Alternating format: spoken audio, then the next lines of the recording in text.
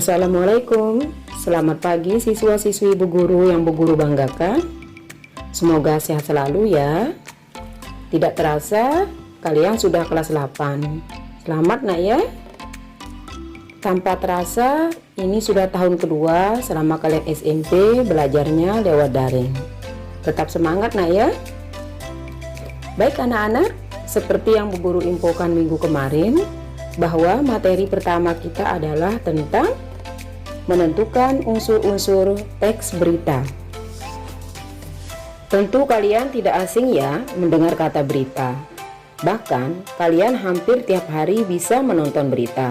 Misalnya lewat televisi, media sosial. Kemudian kalian juga bisa membaca berita melalui media cetak, misalnya melalui membaca koran. Kemudian kalian juga bisa mendengarkan berita melalui radio bagi yang masih punya radio. Lalu, apa sih tujuan belajar tentang berita? Tujuan kita mempelajari berita adalah setelah mempelajari materi berita ini, peserta didik diharapkan dapat 1. Peserta didik memahami pengertian teks berita. Yang kedua, peserta didik mengetahui ciri-ciri teks berita yang baik. Yang ketiga, peserta didik bisa mengidentifikasi unsur-unsur teks berita. Sekarang Bu Guru akan jelaskan apa perbedaan berita dengan teks berita. Kalau berita adalah informasi baru atau informasi mengenai sesuatu yang sedang terjadi yang disajikan melalui media cetak, televisi, radio, ataupun internet. Sedangkan teks berita adalah teks narasi yang melaporkan kejadian, peristiwa, atau informasi mengenai sesuatu yang telah terjadi.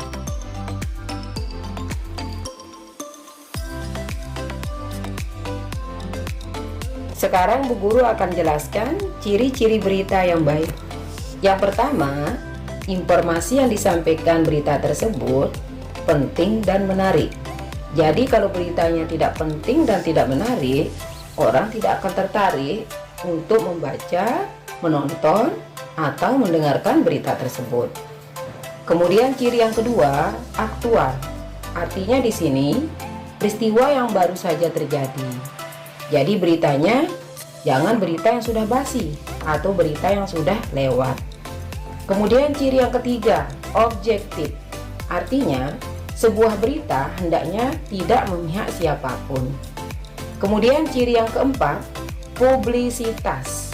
Artinya berita yang disajikan ditujukan untuk umum. Kemudian ciri yang kelima, bahasanya bahasa efektif, singkat dan jelas supaya berita tersebut mudah untuk dipahami. Kemudian yang terakhir, cirinya informasinya lengkap sesuai dengan unsur-unsur berita.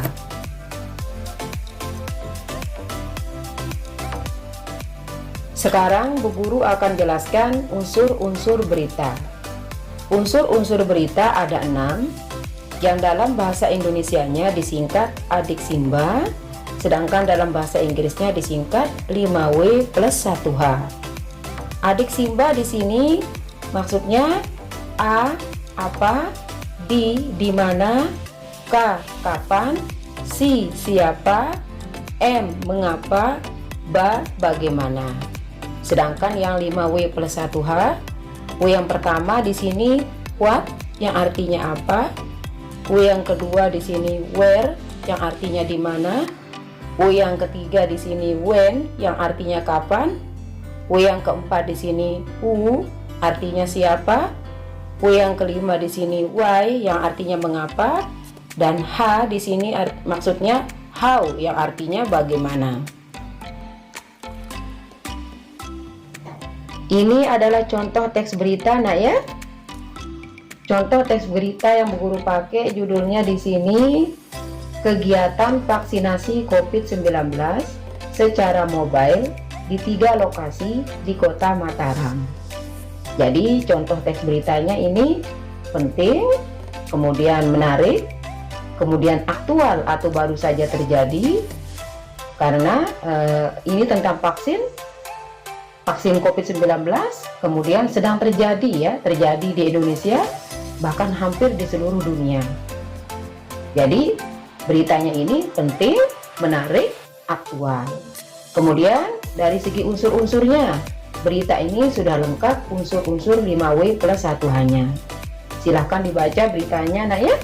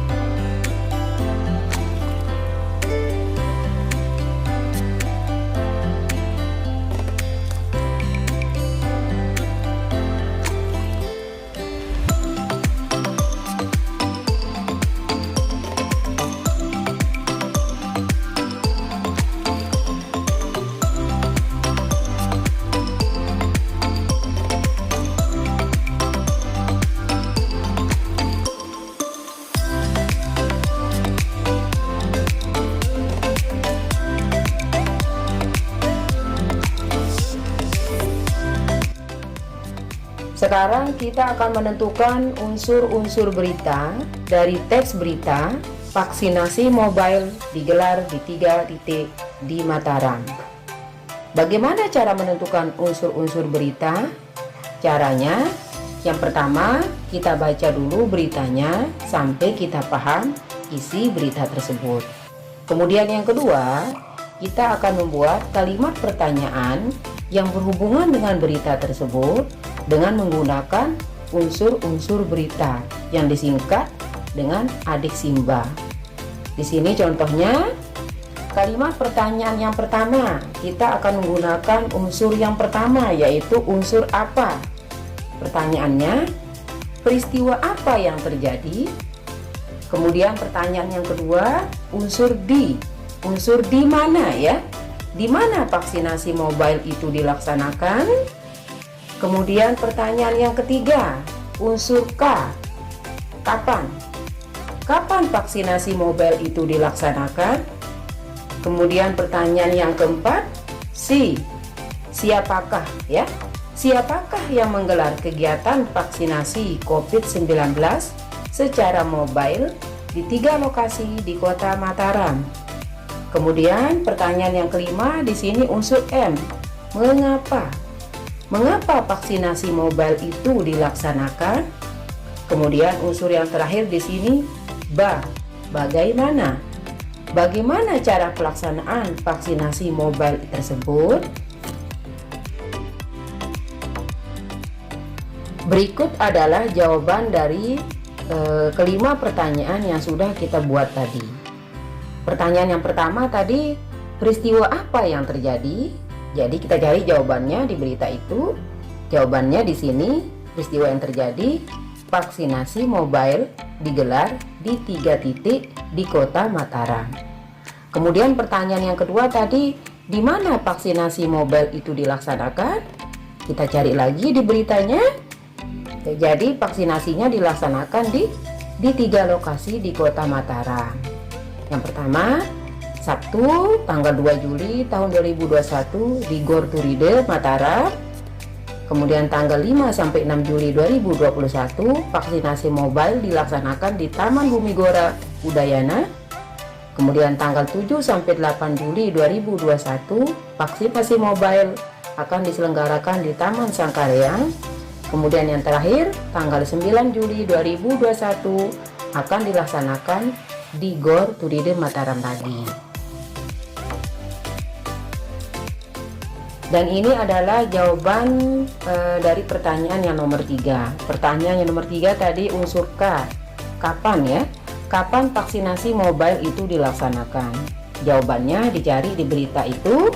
Jawabannya di sini, program vaksinasi mobile dimulai hari Sabtu tanggal 2 sampai dengan 9 Juli di 3 lokasi di Kota Mataram. Kemudian pertanyaan yang keempat tadi unsur C. Siapa ya? Siapakah yang menggelar kegiatan vaksinasi mobile di 3 lokasi di Kota Mataram? Jawabannya dicari juga di beritanya, nak ya. Jawabannya di sini yang mengadakan adalah Polresta Mataram bekerja sama dengan Dinas Kesehatan Kota Mataram menggelar kegiatan vaksinasi COVID-19 secara mobile di 3 lokasi di Kota Mataram. Kemudian pertanyaan yang kelima tadi unsur M. Mengapa?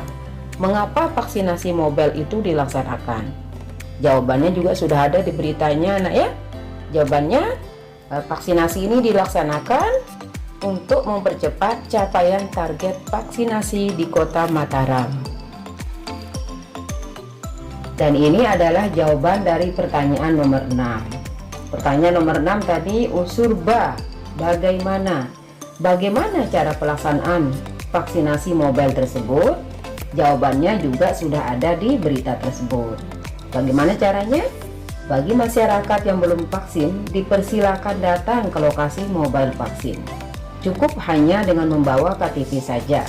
Sementara untuk anak usia 12-17 tahun yang akan vaksin, bisa membawa KIA atau KK. Masyarakat yang akan mengikuti vaksinasi, disarankan untuk datang lebih pagi ke lokasi vaksinasi untuk menghindari penumpukan antrian. Pelaksanaan vaksinasi dilaksanakan mulai pukul 8 sampai dengan 12 WITA.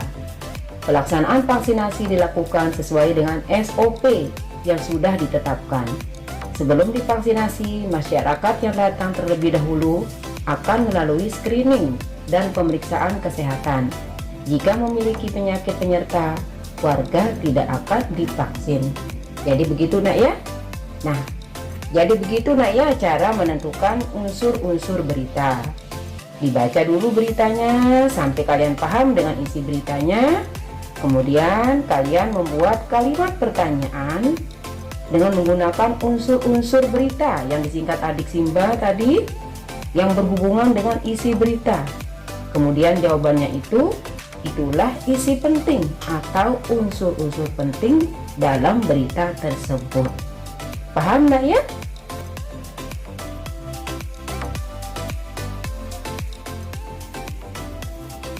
Sampai di sini dulu, nak ya, materi kita hari ini. Selamat belajar. Terima kasih. Assalamualaikum.